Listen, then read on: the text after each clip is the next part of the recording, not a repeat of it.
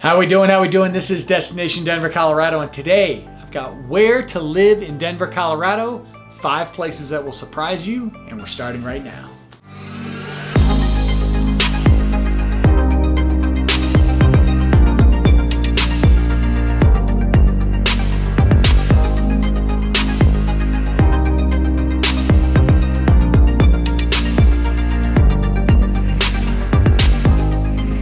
All right, this is Destination Denver, Colorado. I'm your host, Jimmy Everett, and listen, if you're interested in learning all the ins and outs, pros and cons to moving to or living around Denver, Colorado, then this is a channel for you. So that subscribe button and notification icon popping up on your screen, make sure you click on that as I'm dropping new videos for you each and every week.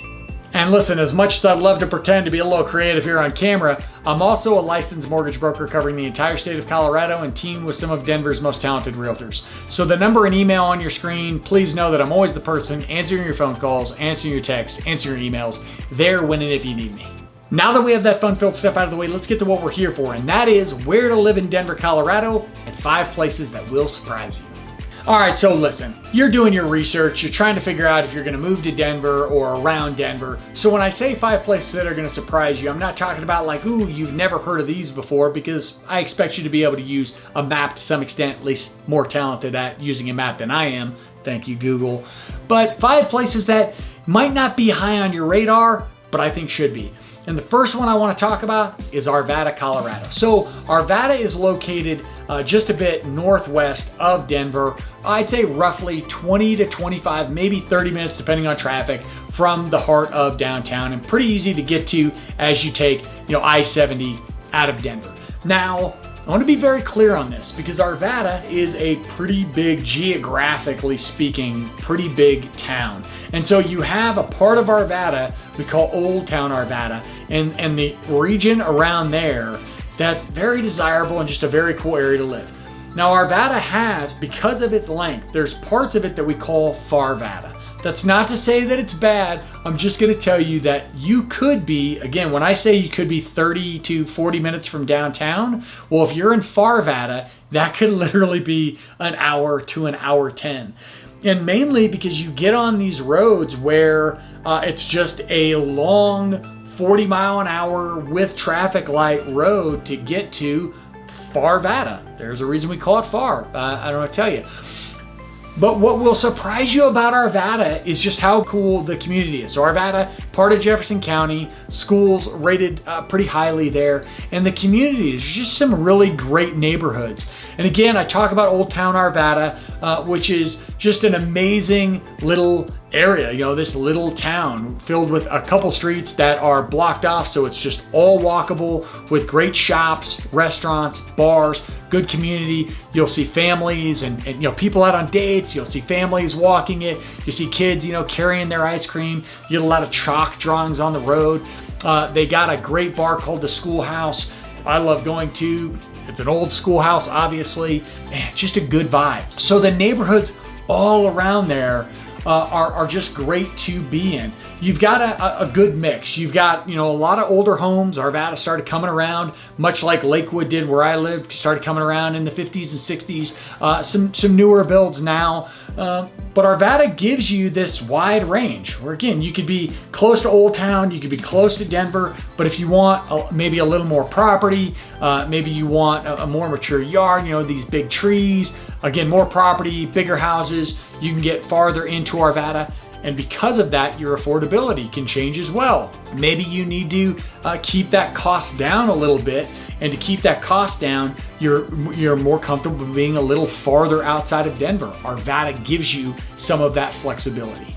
Second on my list, and it gets a bad rap sometimes, is Englewood, Colorado, AKA where my brother-in-law is from. So Englewood is due south of Denver. If you head down Broadway, you may have heard Broadway in one of my other videos or in checking out Denver in general, but Broadway turns into South Broadway, and South Broadway then runs through the heart of Englewood. Englewood has a great little downtown strip along South Broadway, but it also has just some great neighborhoods, some great communities. But Englewood is just kind of one of the old school neighborhoods of Denver. It's been around forever. A lot of the homes down in Englewood were some of just the original communities of Denver. Now, Englewood has also seen a lot of scrapes, a lot of rebuilds, a lot of new projects. So you'll go through, you'll see some of these old homes, a lot of history and good vibe there. But you'll also see these brand new, whether it's detached or duplexes or townhomes. So you get a nice mix there. Englewood also has some really great parks as you drive through it. Got good energy there. And Englewood, now obviously, like I said, just south of Denver, so you're really close to the city. Cuts through, parts of Englewood touch Cherry Hills, very desirable community there. So you're in this good location, this good mix. I talked about the downtown area being great. And just a little fun thing that may have zero impact on you, but Pirates Water Park is also in Englewood technically, and that's one of just my favorite spots. I like renting it out, having client appreciation parties there. It's just a blast. Granted, it's closed for the year now, even though it's not cold out yet. That's kind of disheartening, but Englewood has a lot going on. From an affordability standpoint, Englewood has a lot of options as well. We talk about some of these older homes that have been around for a while, bigger yards. Again, you talk about mature trees and things like that, to these new construction homes. So you've got some affordability in Englewood with still that access to getting into Denver. Next up on the list, number 3, and that is Golden. And there's a few on this list that I'll say are favorites, and Golden has long been a favorite. So Golden, located roughly 30 minutes due west from Denver. Basically, you leave Denver, you come to Lakewood where I live, and you keep going west, and you go from basically Lakewood into Golden. Golden sits in this valley. Great little town. You're not quite all the way mountain, but you start to get a mountain town vibe. Golden was a mining town. It's now home to the Colorado School of Mines. For people who actually studied in high school and want to become engineers, that is one of the most prestigious, as my nose just wants to itch me this entire video, it's one of the most prestigious schools in the entire country. And Golden, like along Washington Avenue, this great walkable strip of shops and restaurants, places to hang out. There's some great breweries in Golden, great energy there. It's home to Coors Brewery, now owned by owned by Molson, but Coors remains, that operation remains the single biggest brewery, single facility in the entire world. It just stretches and stretches and stretches, and they're building more and more onto it. So a lot to do in Golden, and Golden stretches kind of up the canyon. Like I said, it's due west of Denver, kind of stretches just a little bit, a little farther west till you get mountains, and then just a tad north. And so you have a lot of new construction in Golden. You have communities that just kind of stretch. You have the heart of Golden, and then the town just kind of keeps running up Clear Creek Valley. So you'll see Clear Creek Canyon, excuse me. So as you see it, you'll see a mix. You've got some neighborhoods that I absolutely love that I would live in a heartbeat, amazing homes. And then, you get farther up the road, and I will say this, there are some neighborhoods in Golden that are extremely cookie cutter, and where the homes they're detached, but they're this far apart. And in that case, there's a neighboring neighborhood to that are actual townhomes. I would just take the townhome, because paying more money for that much space between your houses seems a tad meh for me. But Golden, absolutely going to be one of the top spots you want to see. And why would it surprise you? I don't know. I mean, surprise just seemed like the right word to use in this instance. I will say Golden will surprise you for, at points, its lack of affordability. Golden is one of the more expensive places to live in, and on this particular video, it happens to be the second most expensive out of our top 5. Number 4 on the list, and a place that is rapidly gaining my admiration, and that is Broomfield, Colorado. Now, Broomfield, also Broomfield County, so a county and a town in itself. Broomfield has a lot going on for it. So it is roughly, let's say 30 to 45 minutes, I'd say 45 minutes on the safe end, north of Denver. Not too terribly far, technically just a tad northwest. But Broomfield is big, a lot of room. So there's a lot of different areas to it. There's an area called the Interlochen or the Loop where basically that area of Broomfield is becoming what Greenwood Village south of Denver has, which is the Denver Tech Center. They're basically building another tech center in Broomfield. A lot of it's already there. There's already a lot of companies, a lot of organizations operating out of Broomfield. What I like about Broomfield is the different neighborhoods, the different options you have for living. Again, from as affordable as Denver and that area will allow, up to these extremes where you're going through neighborhoods where the homes will just knock you on your butt. One of my favorite things about making these videos, and I did it in Broomfield when I went and explored, is I take off my drone, I start flying around. I'm sure I'm showing you footage of Broomfield right now, but I'm flying my drone around and I just couldn't stop seeing new neighborhoods or neighborhoods of Broomfield that I hadn't explored yet. So I would fly my drone for a minute, land it, drive over to that neighborhood, fly my drone some more. Broomfield just never stops impressing me with the different communities and the different options you have for living. Broomfield also has this great mix of being, again, let's say 30 to 45 minutes from Denver, depending on traffic. I would say 45 minutes just to be safe. And Broomfield is roughly, again, depending on what part of Broomfield you're coming from, say 30 minutes from Boulder. So it's great for people that want to have the flexibility to go to either of those. You're not too far from the mountains, and you're also not a terrible drive, even though it looks like you're farther away. You're roughly 45 minutes away from the airport, so it's pretty easy to get out to DIA as well. And last but certainly not least, number 5 is Evergreen, Colorado.